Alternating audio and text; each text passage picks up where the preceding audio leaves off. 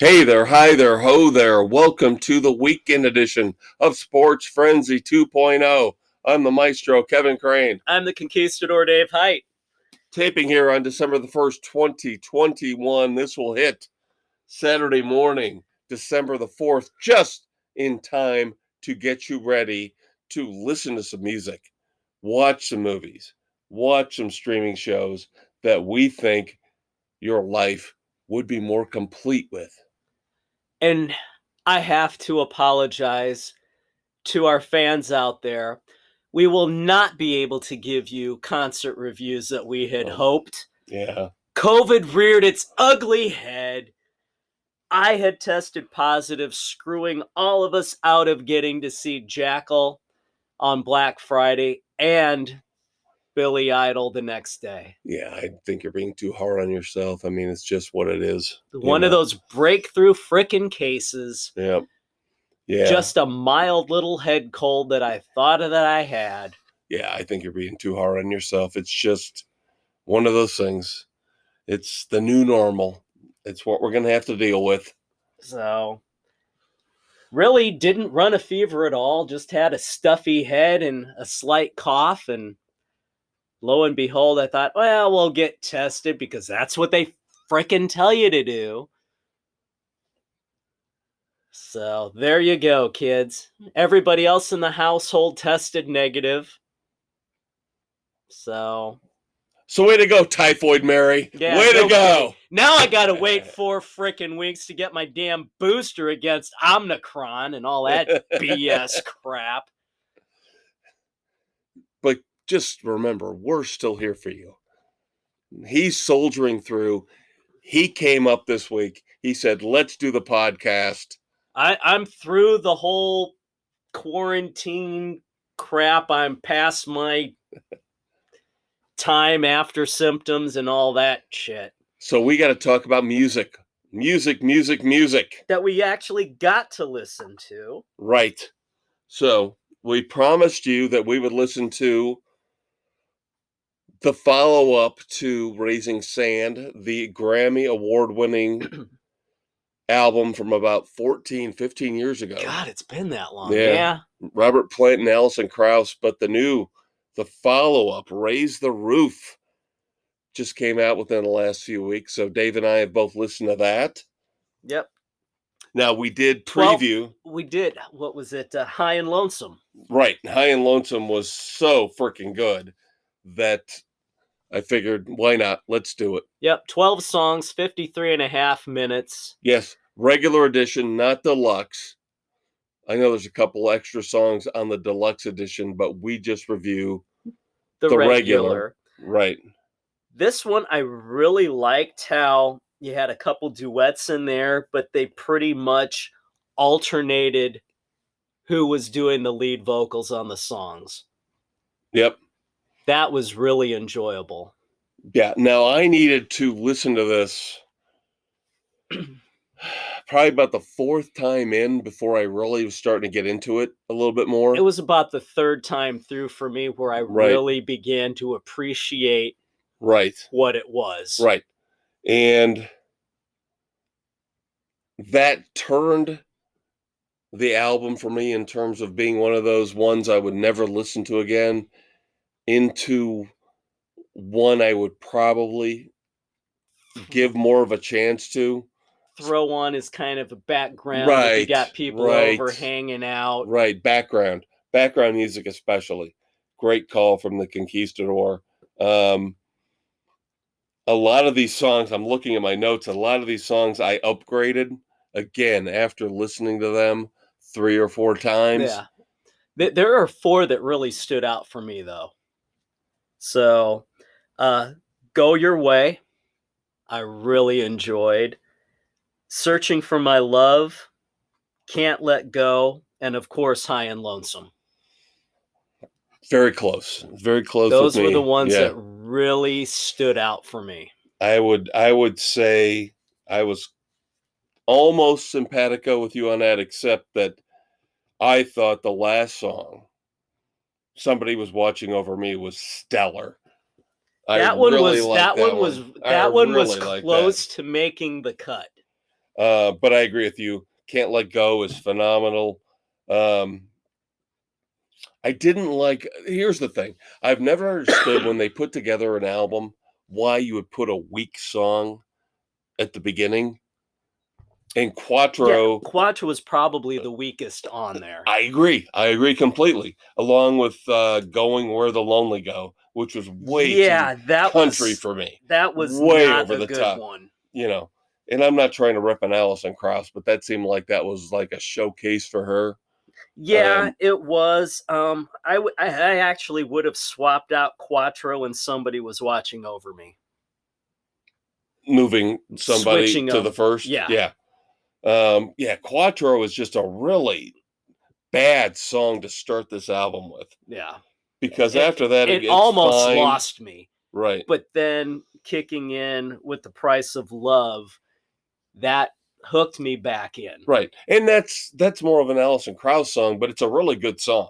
It is. And you can tell the songs that their leads on fit what they do. Right. But it melds together so beautifully. Yeah. And again, I'm not a big Grammys fan. I don't like awards.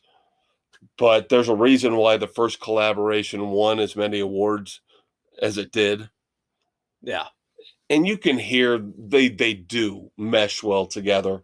They seem to play well off each other. Plant understands he doesn't have to be the rock god, right? With the Lizard King or whatever his name was back with Led Zeppelin. Yeah. You know, and he and Krauss, he's got the vocals that can pull off the mellow. Right. And the thing I like about this is this stuff that he does with Alison Krauss, even though it's not stellar, it's more vital than any of his solo stuff. He seems like he's more involved.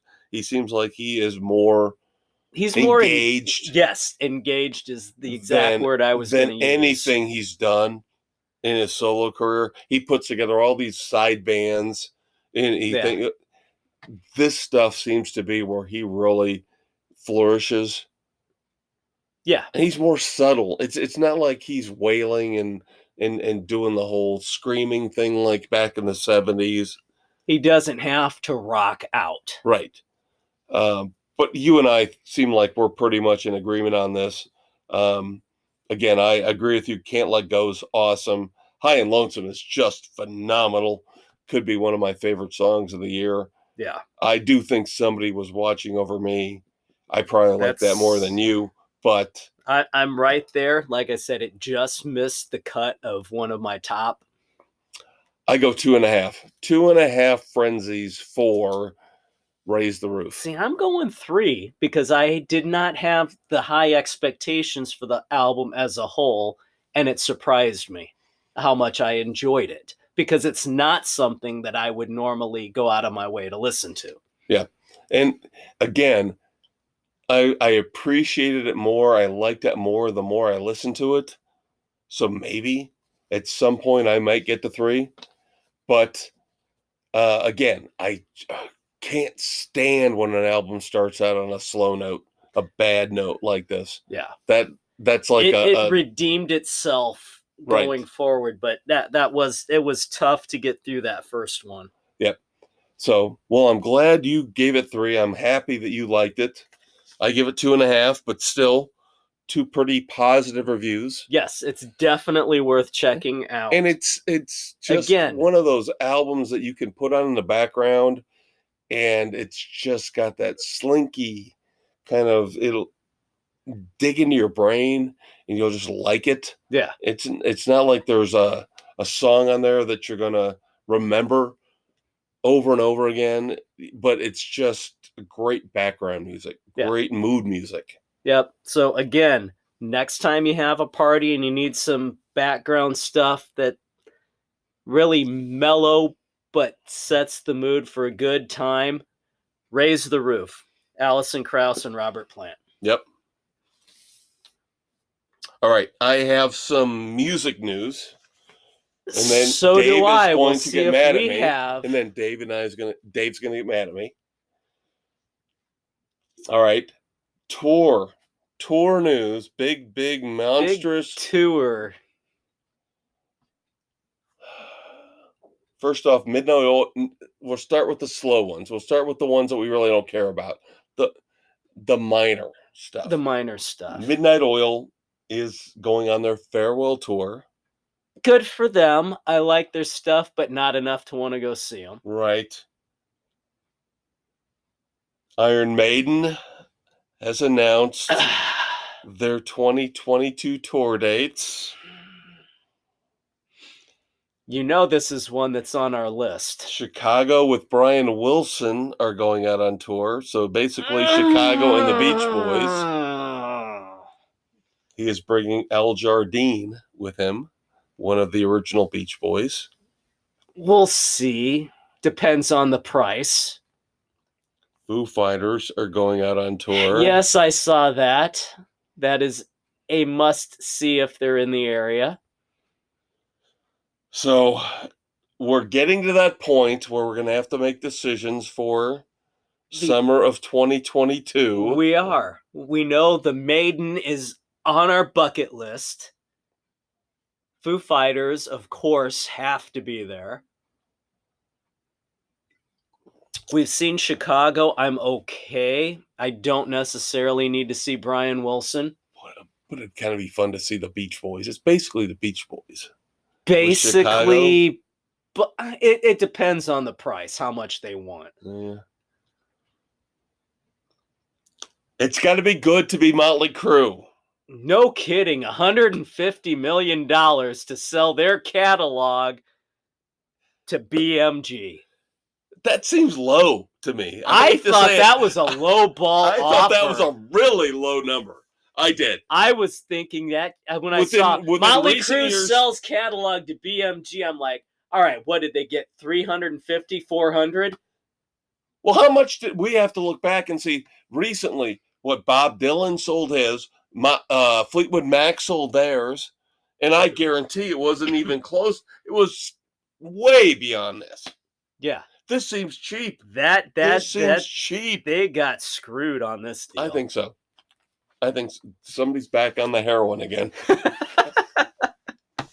Nikki! Are you back on the horse again? Haven't you learned your lesson? Either that or they're just buying off Vince with Subway sandwiches.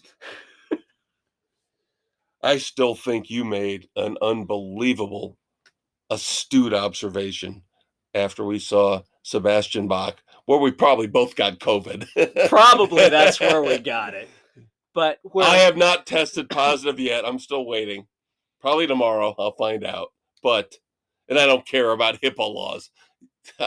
You can know anything about me. I don't care. He would have been a great lead singer for Motley Crue.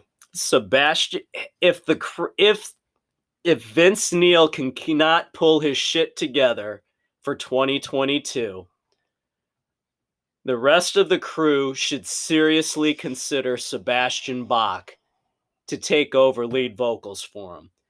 Because when he did his little montage of songs, he freaking nailed the Crue song that Shout he at did. the Devil. Shout at the Devil. He freaking nailed it. And he would be perfect for them. He would absolutely fit right in. His but of vocals, course, thinking back to when we saw the Crue on their farewell tour, and Vince's vocals were shot. At that point. What, 6-7 years ago? Yeah, in 2015. Yeah. And looking at the footage from his last concert when he got booed off, he was even worse. How they could even consider bringing him back is beyond me. Well, and there's a story out there now about John Corabi, who's mad at them because, of course, he was on vocals for the one album where they played the most underrated Motley Crue song of all time, Hooligan's Holiday. Love Hooligan's Holiday. But probably one of their top 5 if not top 3 songs of all time. You and I both love Hooligans. Oh my God. Just fantastic song. Brilliant. And of course, I don't blame him. He's mad because of the way they portrayed him in The Dirt. Yeah.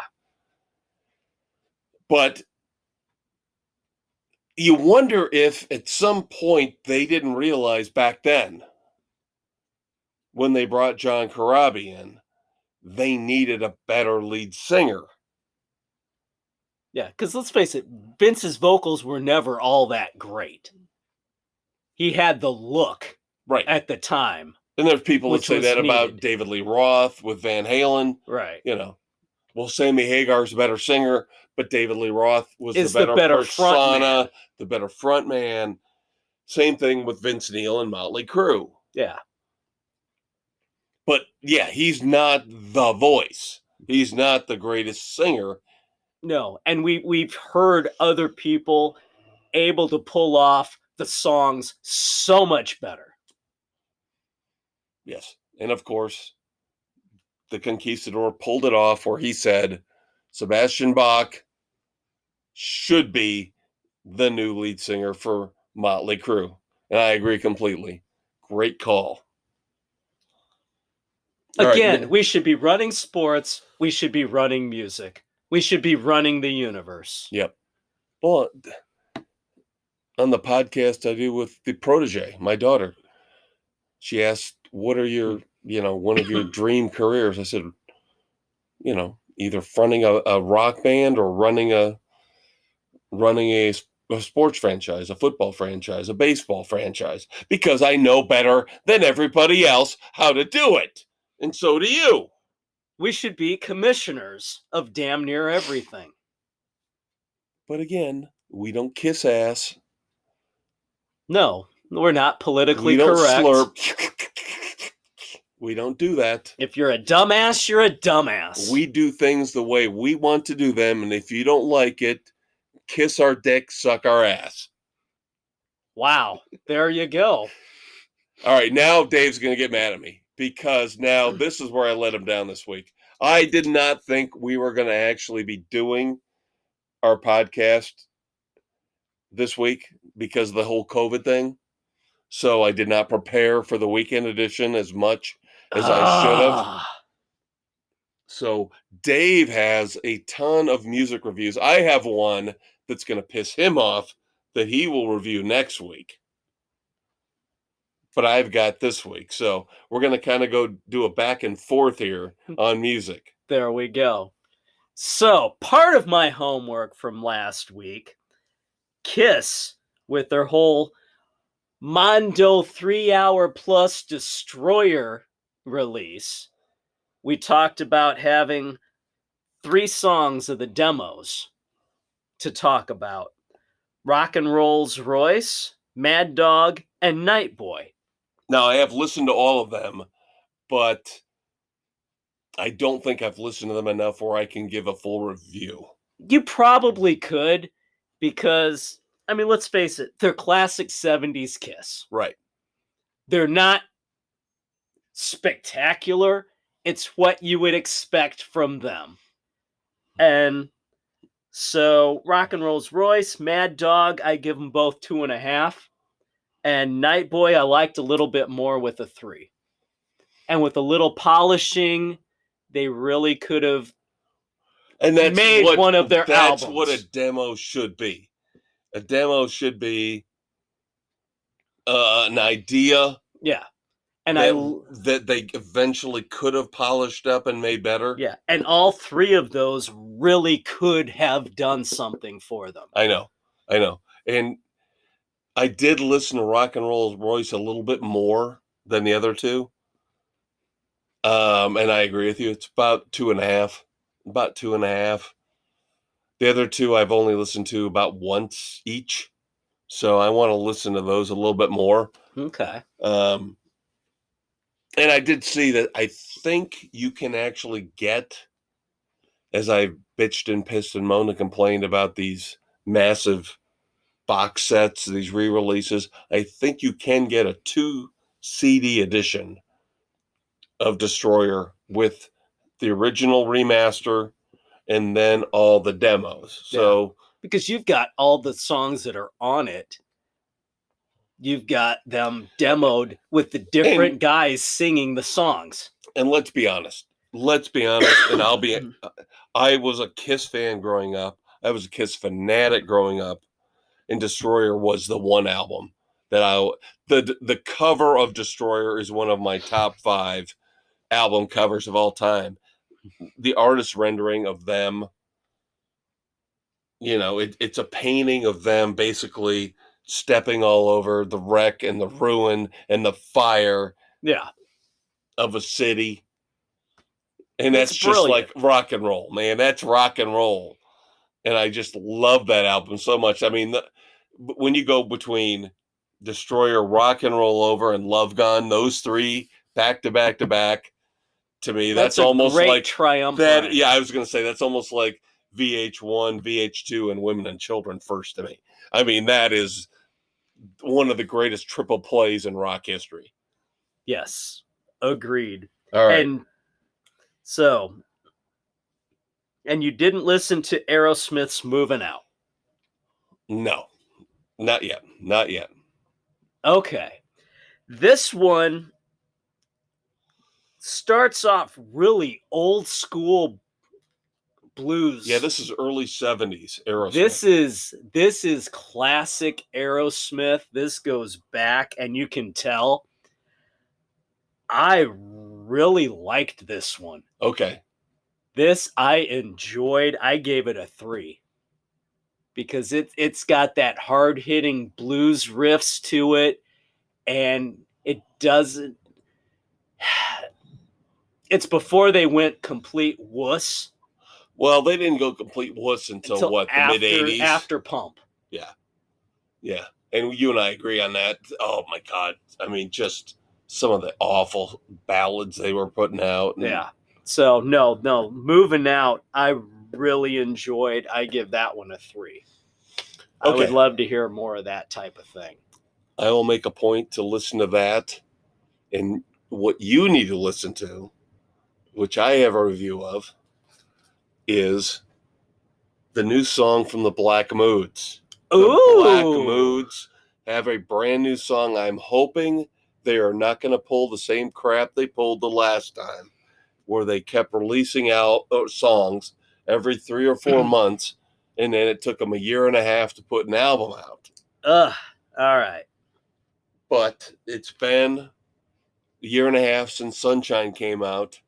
Now, maybe this is the precursor for the next album. She Gets Out is the first single, maybe, hopefully. I give it 3 frenzies. Nice. It's a nice transition for the time of the year between summer and winter. As they sing about the girl that makes them feel cold yet warm at the same time. And it's not the best I've heard from them, but it's definitely, given the fact I think they're phenomenal, a solid Black Mood song. So 3 frenzies for that. Nice. I'll be interested to see what you think of that. So I also listened to The Haves, Eddie Vedder's I did single. listen. I'm sorry, I did listen to that. Yeah, okay, so we can review that. I didn't hate it. You know how I'm not a Pearl Jam fan. I actually give this one a 3. I enjoyed this one, if you can believe it. Wow. You and I are way... Who would have ever thought I this actually would happen? kind of liked this one. Who would have ever thought this? Now, maybe it's because I listened to it right after Raise the Roof, so I was in that mellow sort of frame of mind. I just hated the song so much. This was like Snowflake, namby-pamby, Eddie Vedder playing to, anybody who would want to have guaranteed income. And I'm the guy, kids, who usually sticks up for Eddie Vedder. I'm the guy that usually sticks up for Pearl Jam. Are you hearing this? Dave liked this song, and I didn't. Like I said, maybe because it was the frame of mind I was in from listening to Raise the Roof. I couldn't stand it. I didn't think it was horrible. I didn't hate it. And for me not to hate anything coming out of Eddie Vedder, this is what's blowing my mind. I kind of put this off as an afterthought. It's like, well, Dave might listen to this, might not, whatever. No, this one actually I did not think was that bad. Wow. This is the guy who I took to see Dave Matthews, who actually, after the concert, wanted to stab me in the head with a sharp object. And he likes Eddie Vedder's The Haves. Oh, my God. Now, that being said, I'm still not ever going to go see Pearl Jam or Eddie Vedder in concert.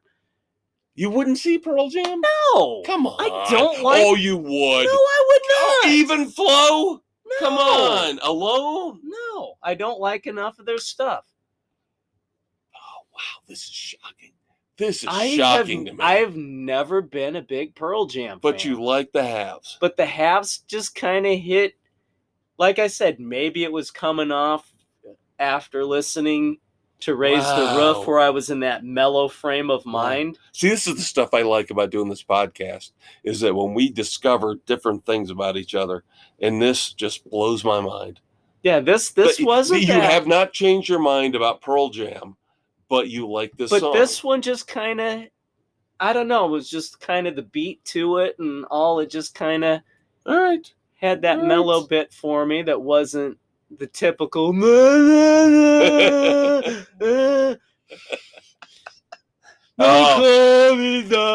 is why we do the podcast, is because of these great moments. Exactly. You surprised me. You never know what's going to resonate with you. Right.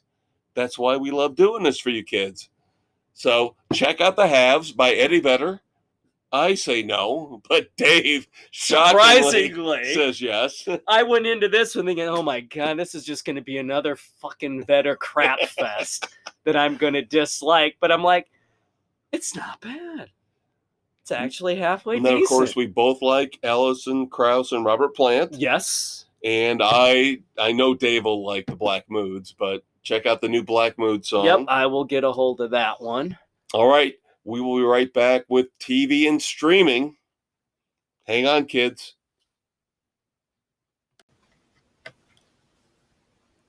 Now that we've let you into Frenzy Club, here are 3 rules. 1, you don't talk about Sports Frenzy 2.0.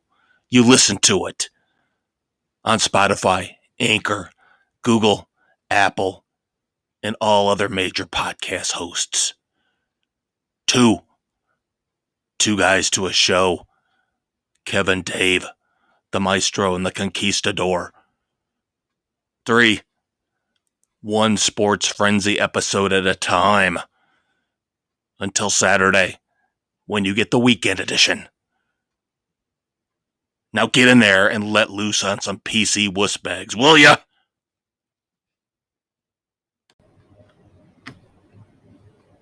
Hey kids, it's the Conquistador Dave Height. Along with the Maestro Kevin Crane. Here, COVID free! You bastard. Anyway, here as we record on December 1st, this will hit on December 4th. TV and streaming news and updates. Sorry, we've got a lot of funny in-joke stuff going on right now when it comes to COVID. Effing COVID. Yeah, I sound like I have it, but I don't. Son of a bitch. It's okay. It happens. This is the world we live in. False positive. That's what it had to have been. Could be. Could be. You never know. All right. TV and streaming news. We'll get you caught up what we're watching. I have been playing catch up on HBO Max, watching Doom Patrol with my boys. We have finally gotten through episode 1 of season 3. So we are almost caught up with the series now. Yep. Just got through season 2 with the Candlemaker being their nemesis. Yep. And I am about 3 episodes into season 3. Now, I did drop HBO Max, but I plan on picking it up again here soon. So at some point, we'll be even on where we'll we be are. able to give you the full-on review of where we're at. But at this point, through 2 seasons, Doom Patrol is brilliant. It is so much effing fun. You won't effing believe how effing enjoyable this effing show effing is. Stop talking like you're Brendan Fraser. I am just extremely happy that Dave and his boys are watching this and loving this. Oh this my is God, one of those it is recommendations so where much fun. I figured they would love it, and I just had to keep pushing and prodding. And yeah, we had to get to that point where we could find the time to do it. And season 1 was great, where they're introduced, you learn their backstories. Alan Tudyk is brilliant as Mr. Nobody, their nemesis for it. Coming in season 2 with the Candlemaker and all of Niles Calder's daughters' imaginary friends coming to life and dealing with more of their own insecurities. Brilliantly written, brilliantly acted. It's so much fun. The thing I like about DC, Vertigo. The Vertigo characters. Way back when I was reading comic books back in the early 90s, the Vertigo line came in. And this was supposed to be the hard-edged, nutsy, cuckoo, crazy, adult-oriented stuff. And this is where we got Doom Patrol, and we got Preacher. Yep, Lucifer. And we got Lucifer. I still am waiting for somebody to do Animal Man. Animal Man would be awesome as a Vertigo show. Wait for it. But these are the shows, these are the storylines, these are the ideas that... These are your broken, damaged Marvel characters. Can't do this. Marvel can't do this. No. Because now, especially that they're under the DC umbrella, or the Disney umbrella. They're not going to go this hardcore off the rails. Right. DC has the flexibility now with this Vertigo offshoot that they've had here for 30 years to do edgier stuff. Yeah. All I'm going to say is sex ghosts. Oh my God, the sex ghost. Oh my God. Oh my God, yeah. The sex ghost. Wow. But again, this is the kind of stuff I like to see, and I'm ashamed for Hulu. You know, that Marvel, DC, Disney tried to get something working together. Technically, Hulu is under the Marvel Disney umbrella. Right. Yet they did Y the Last Man, which is a Vertigo title. Yeah. Yet they canceled it right off about 6-7 episodes in. You've got to give these shows a chance. You got to give them a season or 2, and you have to give that first season out a year for it to catch on, because there's so much damn content out there that people want to watch it, but it takes time to get through to everything. Look at Lucifer. Lucifer got pulled off of Fox. Netflix takes it over, and it succeeded beyond belief. Right. On Netflix. You've got to give these shows a chance, give them an audience. I would hope Netflix would grab Y the Last Man, another edgy Vertigo title, give it a chance. Yep. Well, Netflix pulled the edgier, hardcore Marvel stuff initially with Jessica Jones, Daredevil, The Punisher, and Luke Cage. And then what was it? Iron Iron Fist, Fist, and then they had the The Defenders. Yep. So there is an audience out there for this stuff. And I still don't think the Rat knows what they're doing. The I Rat don't. does not know what they're doing. They're just going to bleed everything to its political correct core, suck the fun out of everything. Right. And we'll see, because again, I just signed up for Disney Plus, so I'm going to start delving into this new Marvel stuff, not the great edgy Netflix stuff that Dave mentioned. We'll see. We'll see where it goes. I reviewed Black Widow a couple weeks ago. Shang-Chi I will have next week. And then, of course, the Eternals will be coming soon. Ugh. Yeah, I We'll don't even see how think I'm that going to goes. bother with that one. But I did, again, let Dave down. I did not get to finish Nash Bridges as much as I wanted to. Oh, I am a huge, and he knows this, huge Don Johnson fan, huge Nash Bridges fan. So next week we will have the full double review for that one. yeah, it's just, my daughter's back in town. Sucking the life out of him. Yes, thank you. Glad you said it. I didn't have to. So yeah, it's very hard for me to get the TV and watch what I want to when I want to.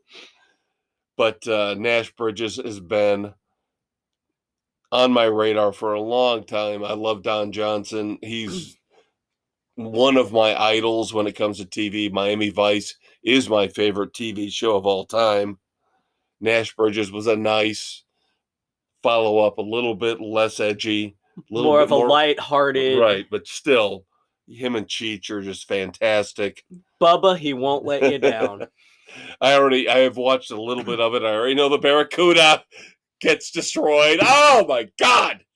How can you destroy the Cuda? But we'll review it in full next week.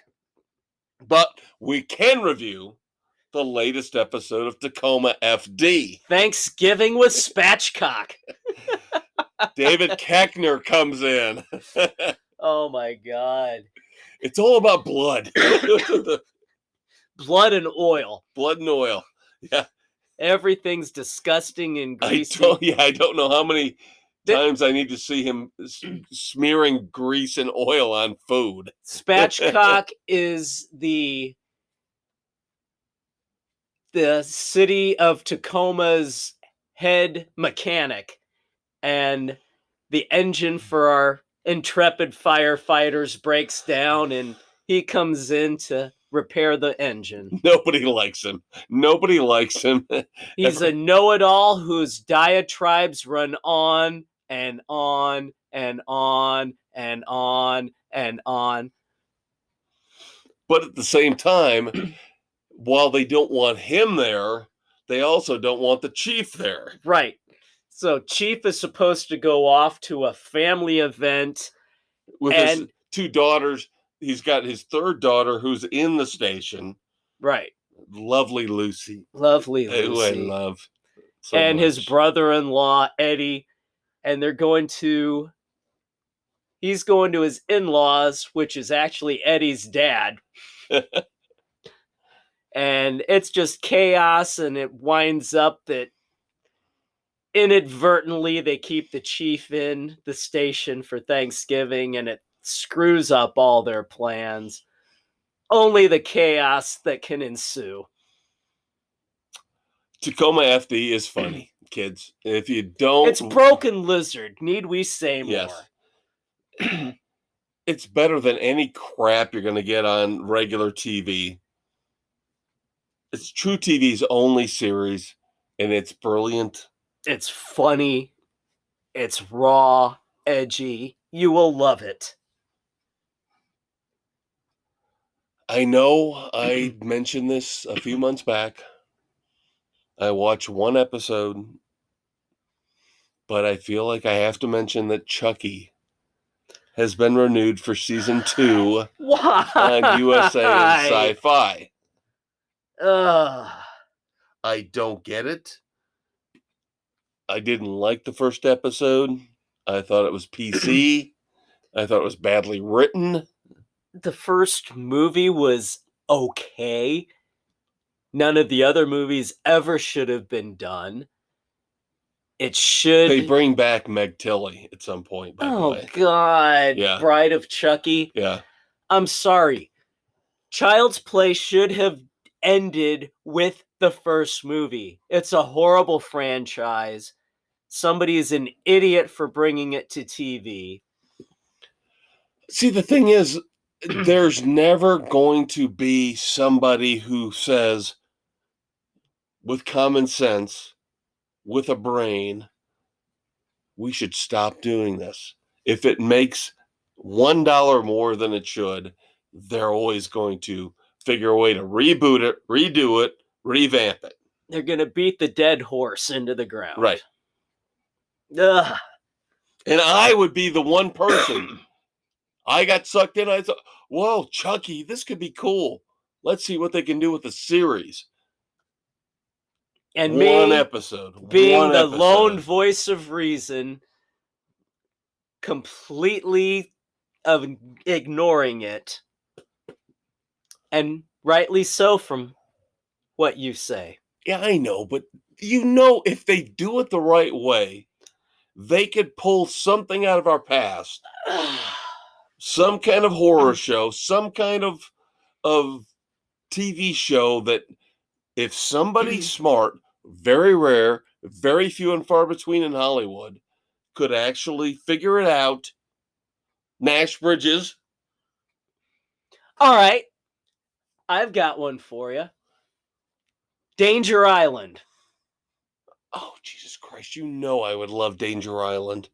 You know I would love Danger Island. Could be done properly. Uh-oh, Chungo. Oh, but we've said the Banana Split should always have been redone. All those Tom Sawyer, Huck Finn, Becky Thatcher, that whole thing could have been. The Musketeers could have been redone. Everything. They had so many great little snippets in there. Adamant. Yep. So good. That is the one untapped resource that Hollywood has never bothered, except for that stupid fucking horror movie, The Banana Splits. Which you watched. Which I watched. You subjected yourself to. So do not degrade me when you watch that.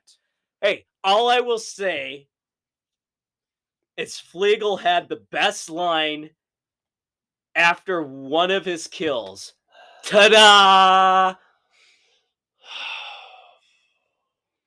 I've just never understood why the Banana Splits have been so underrated. It was one of the greatest shows of all time. So good. So good. Oh my God, those little...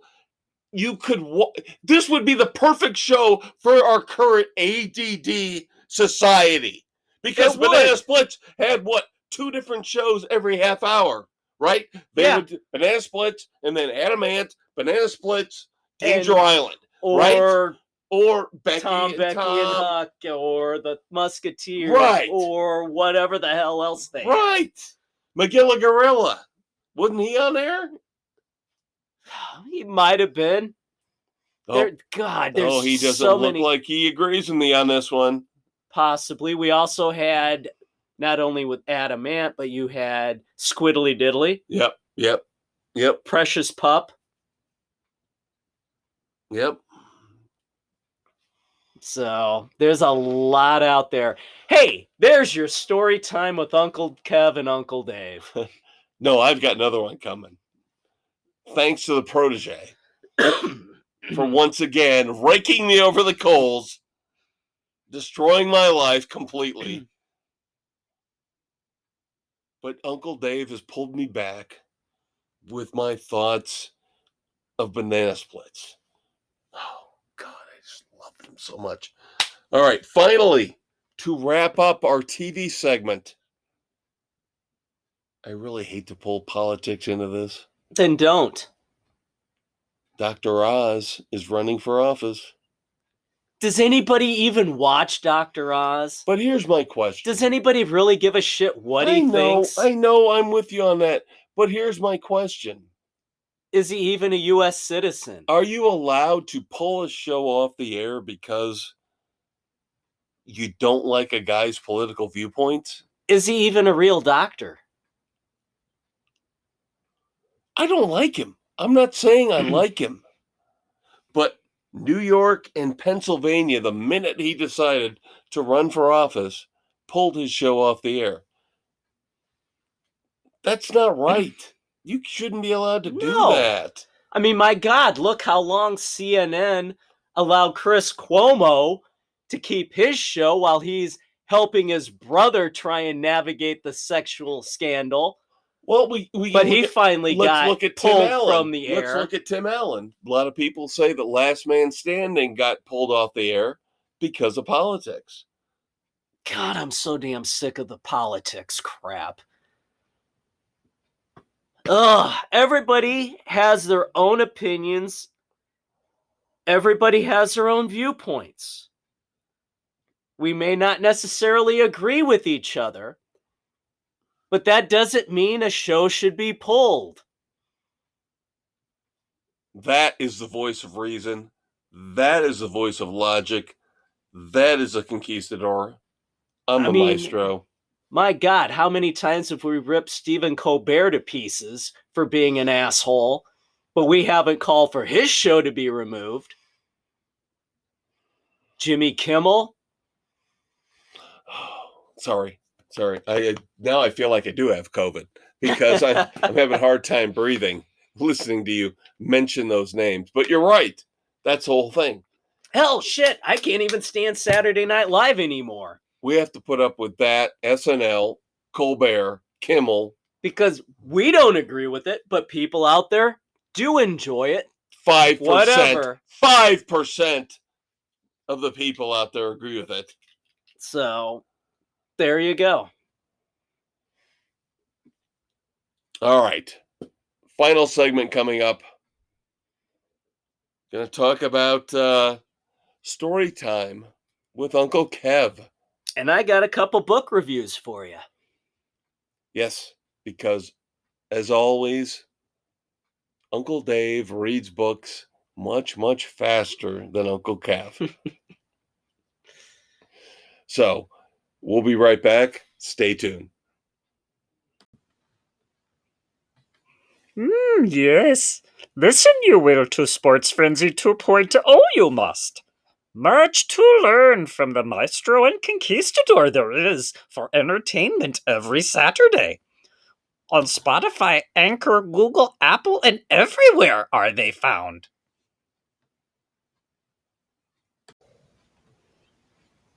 Hey, everybody, welcome back. The final segment of the weekend edition with Sports Frenzy 2.0. I'm the maestro, Kevin Crane. I'm the conquistador, Dave Height. Taping here on the 1st of December. This will hit the morning of the 4th just to get you ready for your weekend of streaming, movies, music, everything else to make your life complete, give you some pleasure, because we know your significant other can't. Oh, damn. Sorry. That was harsh, but probably true. Probably true. All right. I promised, I thought I would be done with Shang-Chi and the Legend of the Ten Rings by now. I'm not. Wow, it's that good, huh? Again, my daughter's back in town, so I'm limited in terms of what I can watch. And whose house is it? But that leads us to Uncle Kev's story time. Because, as always, we made a pact. We will not review movies we've watched before unless they fit into story time. That's right. So, see if you understand where I'm coming from. Anybody who has a kid between the ages of 15 and 25. My daughter gets back from college last week. And I try to give her multiple options. What would you like to watch? Squid Game? What do you want to watch? The Thing? What do you want to watch? This, that, the other. I can't get her to watch anything because she says I can't remember any sequels, any prequels, any. We were trying to watch. How could you not remember anything? We were going to watch Psych 3. Right. Guess what? She doesn't remember Psych 1. She doesn't remember Psych 2. So she will not let me watch Psych 3 with her because she says we have to watch the first 2 movies because she can't remember them. Too bad. Suck it up. Just watch the third one and enjoy it for what it is. That's what I would say. No, she will not watch the third one because she has to watch the first 2. Okay, what else do we have in terms of options for what we can watch? I remember you liked Escape Room, Cass. Would you like to watch Escape Room with me? The second one. The new one just came out this past summer. I have it. Would you like to watch it? I don't remember the first one. So we have to watch the first one, which is fine. This is where story time comes in, and this is where I can circumvent the rules because Cassidy made me watch Escape Room again, which probably would, for me, be about the 8th time I've watched Escape Room. So we watched Escape Room, and it's May I phenomenal. recommend we get her Prevagen for Christmas to help with her memory. Escape Room is one of the greatest thriller horror movies of all time. I have watched it, as I said, 8 fucking times. I didn't want to watch it again because I'd already watched it like 6 months ago. I really wanted to watch the second one again because I've only watched that once. But because I had to help my daughter through her memory issues, we watched it again. It's phenomenal. I love it beyond belief. It's 3.5 frenzies. It's scary. It's terrifying. It's cool. It's well done. I love it. But what happened 2 nights later? She bailed on watching the second one. I said, can we watch the second one? No, I don't want to. I'm just going to go upstairs and watch YouTube. What is wrong with you children? You people of this generation. Jesus Christ. Actually, I think it's just my niece, your daughter. Oh my God. Why do I even bother to try? Escape Room is phenomenal, but I can only watch it so many times. Literally, I'm verging on meeting the limit with Caddyshack with this movie.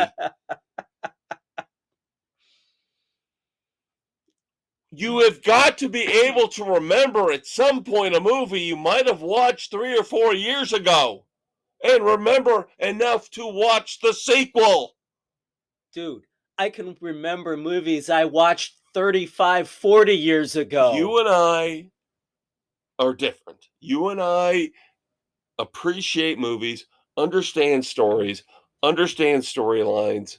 We get that. You and I get that. I can remember books that I read 45 years ago. But this generation does not get it. And the fact that I'm trying to spend time with my child, who is 20 years old, I have very little time left with her. I know that. Before she goes off and lives her life in hippy-dippy Portland or Seattle or wherever she goes to live, and smokes pot and lives her little liberal life, I'm trying to bond with her as much as I can. It ain't working. And I don't know what to tell you because I do not have that problem with my 18-year-old and my 20-year-old. Because they're boys. That's true. And I don't know how to bond with a girl. I don't know how to bond with my daughter. You were doing so well for so long. And somewhere we were doing okay she went off with the music. rails. We were doing okay with music. But now even that's... What did we just buy tickets for?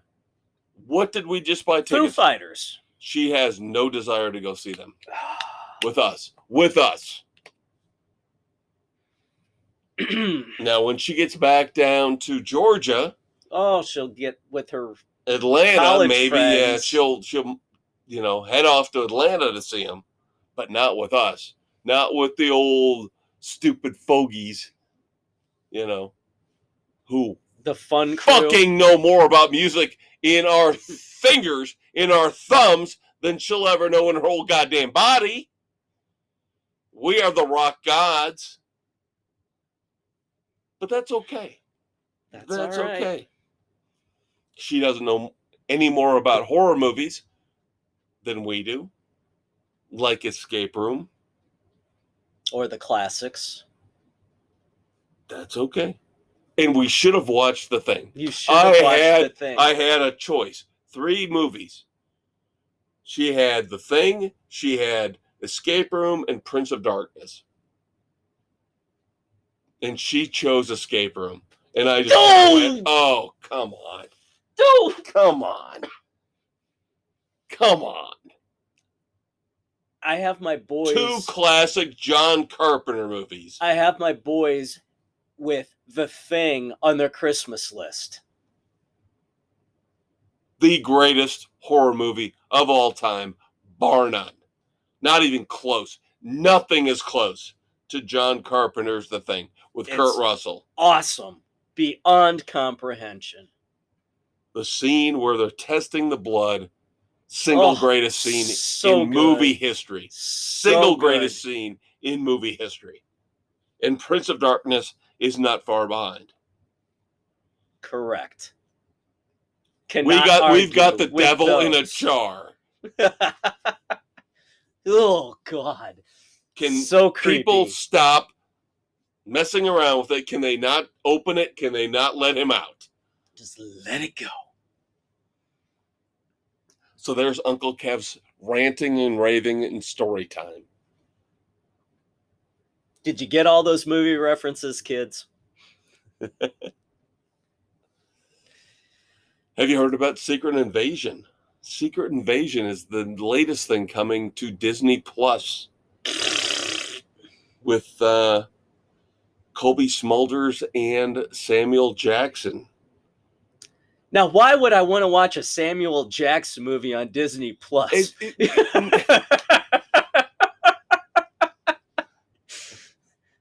But now we talked about this. They let the Beatles first, but not Samuel L. Jackson.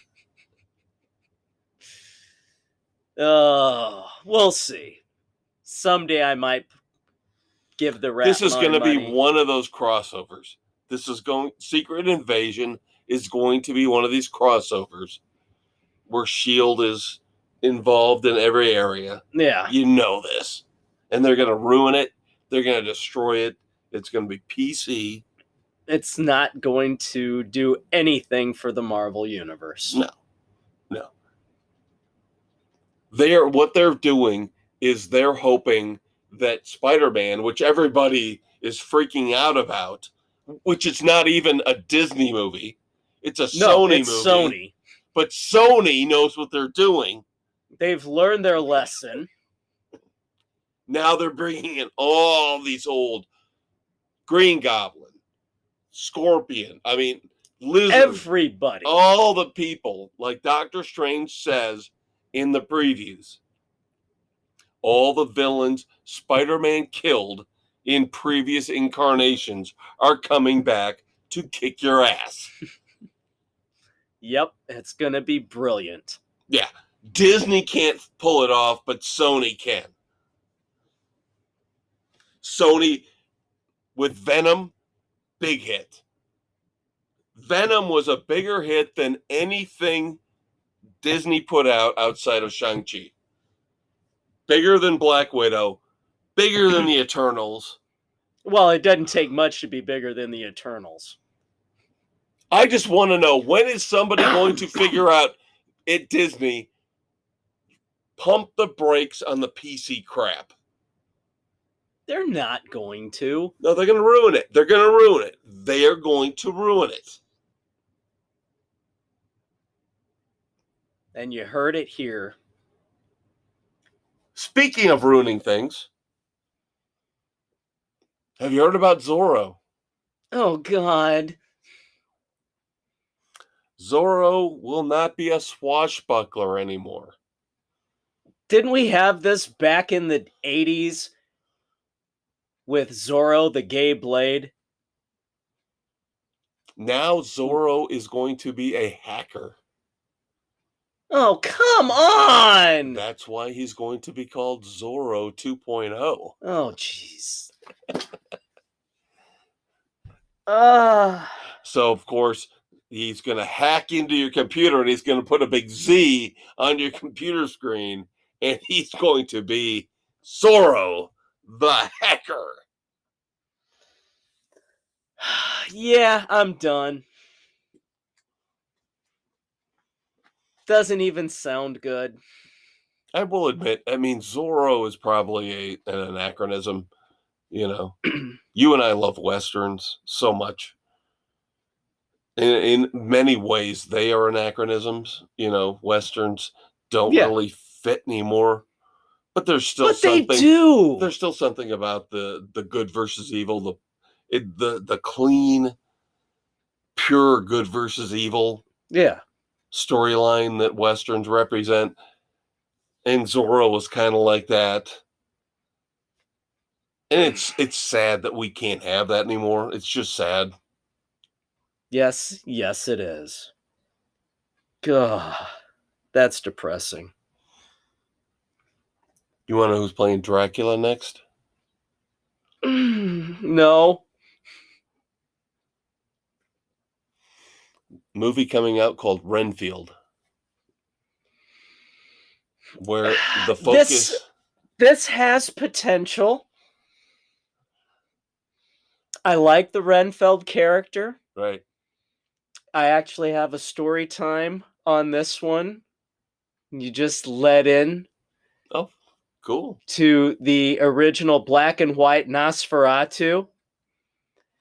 Back in college, there was a huge group of us watching it. It's a silent movie, and when Renfield started going insane and doing his stuff, a little ways into it, I started doing voices for him, ad-libbing what the lines could be, and I wound up ad-libbing the rest of the movie. Look at you. I could never do that again. Ever. But it was just one of those nights where it was creepy. Some people were like, wow, this is just bizarre. And some people weren't quite into it. And Renfell was going nuts and he's bouncing around on the roofs of the city. And so I just going, yes, now you see me, now you don't. Now you see me, now you don't. Oh, master, what should I do? Oh, look, a bug. I'm hungry. Damn. Now, see, that sounds like you're Peter Lorre. I did a little bit of the Peter Lorre voice for Renfeld. Yeah. But just kind of having fun with it, and it just morphed into the other characters. Now, the Conquistador, if you kids have not figured it out by now by listening to our promos, the Conquistador is the greatest when it comes to doing voices. I can't do voices. I have a very limited range. But the Conquistador, if I ask him to do a voice, he can usually come up with something. I can pull something off a little bit once in a while. So I can see him pulling off Renfield. So Renfield kind of holds a special place in my heart. Well, Nicholas Hoult, who played the Beast Right. in the newer X-Men movies, Yeah. will play Renfield. I can see that. Dracula will be played by Nicolas Cage. Now, if any of you understand Oh my God. the reference, Nicolas Cage came up through the acting ranks in a movie called Vampire's Kiss as a quote-unquote vampire. Oh, so God. the fact that he will now finally get to play Dracula. That's brilliant. I'm in on this one. If they get the right director, This could be be awesome. It could be awesome. This could be the greatest Dracula ever, or it could be a complete and utter train wreck. Yep. Yeah. Well, the problem There's is no that, in between. Well, here's the problem now. I was all in with Nicholas Hoult and Nicolas Cage. Now they decided to throw Aquafina in the mix. Oh, God. There goes the neighborhood. The it girl for Hollywood, who I can't stand. I can't stand her. She's a comedian. She is not an actress. She is not an actress. The little I've seen of her in Shang-Chi, she has ruined the movie. And I expected as much. She has no depth. It's like putting Amy Schumer in the middle of a Martin Scorsese movie. Oh, God. You cannot put a person like this, an actress like this, in the middle of it could be an actor. You put the idiot from Saturday Night Live, Pete Davidson. Oh, Jesus. You know, when he's not screwing the hottest women in Hollywood, you know, he finds 5 minutes to show up in a movie. I don't want him in my movie either, because he's not talented in the least. No. All right, there you go. I have dumbasses. I do have a moment of silence. We should probably pay respects to the maestro of Broadway. Mr. Sondheim. Stephen Sondheim passed away. Anybody who loves Broadway, not me, but you ultra talented. You still have to give credit where credit is due. All the wonderful musicals he's written. Brilliant writer, wordsmith. Yeah, you can't do anything take away. Can't do anything but it praise and acknowledge what he's done. All right, now it's time for dumbasses. Pivot. I got a couple that last week I was going to hit on, but we didn't have time for.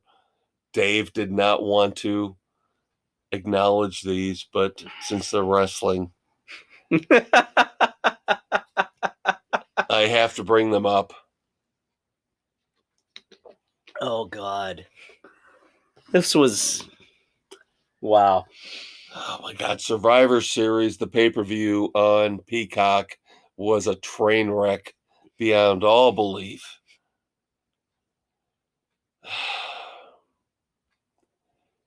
The idiocy of Vince McMahon to bring in the Red Notice Cleopatra Egg storyline. I mean, there are times when some things you just need to let go. I look at wrestling and I go, it's a fun lark. Just let it be what it is. Let it be a mindless, distraction from everyday life. But for him to actually pretend that he had one of Cleopatra's eggs from Red Notice. That's pathetic. And his wrestlers are all fighting over who can figure out who stole Cleopatra's egg. That's just bad. I mean, come on. Now, the serious part that happened the next night on Raw, the dumbass there was the fan who Oh my attacked God, that was Seth Rollins. That was pathetic. And I don't know if anybody knew what was going on when it happened, because I watched it. That was, and I think everybody thought that was another wrestler that had come out from behind the curtain. The curtain, but it was actually a fan who attacked him. And let's face it, that fan is lucky that security got in there so damn quick. Yep.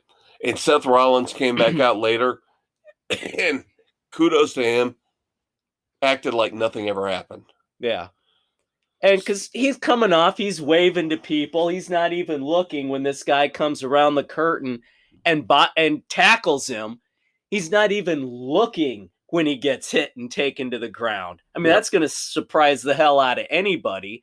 And the guy's on top of him for what, like 2 seconds before he rolls over and is getting ready to beat the hell out of the guy, and security is right there. The fan is lucky. Yeah. And what we saw on TV was very minimal. You saw Seth Rollins get hit and tackled, and everybody was very, what the hell? Well, professional in terms of they kind of just kept going with the show. Yeah.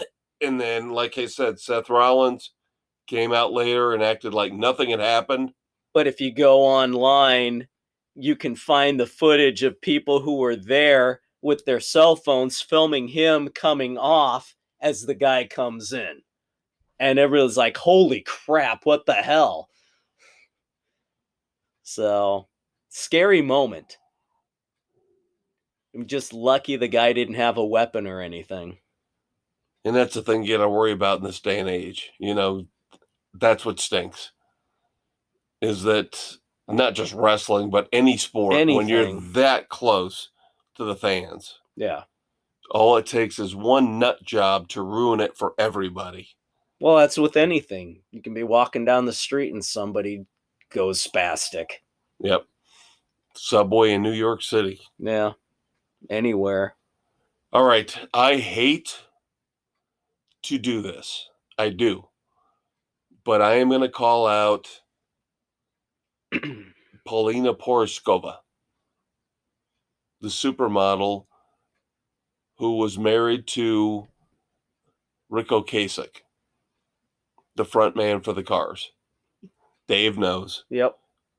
Dave bought me an unbelievable Christmas gift a few years back where he got me Ben Orr's book about, because he knows how much I love the Cars.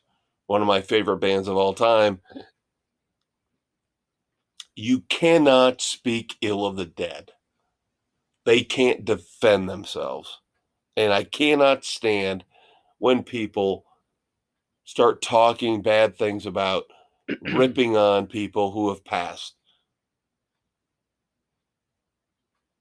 Luckily, I've not heard anything about Eddie Van Halen.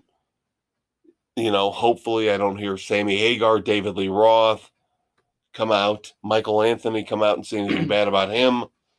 He can't defend himself. Yeah. At least he has family members who can defend him. Right. But Paulina Poroskova, ever since Rico Kasich passed, she has put herself out in the forefront, and now all of a sudden has taken on this new life about, now here I am. And this week she came out and said Rico Kasich was a controlling human being. He wouldn't let me do this. He wouldn't let me do that. I do not like it when people come out and speak ill of the dead. Why couldn't you? And don't tell me because he is controlling. You come out in this day and age with the media, with the Facebook, with everything out there. Yeah, because he's been gone how many years now? Yeah, and it took you this long to come out and say he was controlling. When for the first year after he passed, you had lost the love of your life. You didn't know what you were going to do. You were coming to grips with being on your own. That's And what now bothers we me. get this. That's what bothers me. Do not speak ill of the dead because it's a cheap shot. They can't defend themselves. And this is so opposite of what you had said initially. I do not like this at all. I will call her out as a dumbass because you do not do this when somebody is passed, when they cannot defend themselves. You should have come out earlier and said this, or you should have said nothing at all. Because I just wonder this is now. A cry for attention. Thank you. Exactly what I was thinking. The Conquistador, perfect as usual, comes up with exactly what I was thinking. This is somebody who now, without their husband, without their wife, whoever it might be, they decide now it's the time I have to be out in the spotlight now. Yeah. Because how many times now has she posted on Instagram pictures of herself in various stages of dress or undress? Again, the Conquistador understands where I'm coming from. And it hurts me greatly because we all looked at Rick Ocasek and Paulina Poroskova and we said, how the hell is he with her? Yeah. Rick Ocasek was not a good-looking guy. No. But he was creative. He was smart. He made the cars what they were, along with Ben Orr, Elliot Easton, Greg Hawkes, the rest of the band. It just seems a very distasteful time for her to do this. Yeah, it seems like it is a cry for attention. So, all right, kids. That's it for the weekend edition. I am the maestro, Kevin Crane. I'm the Conquistador, Dave Height. We will, I guarantee it, review Nash Bridges and Shang-Chi next week. And whatever else Dave wants to watch or look at or view. Yep, we'll get you caught up. We hope you have a great week, and we will check you out next week. Take it easy, kids. Don't get COVID like Dave. Kiss my ass.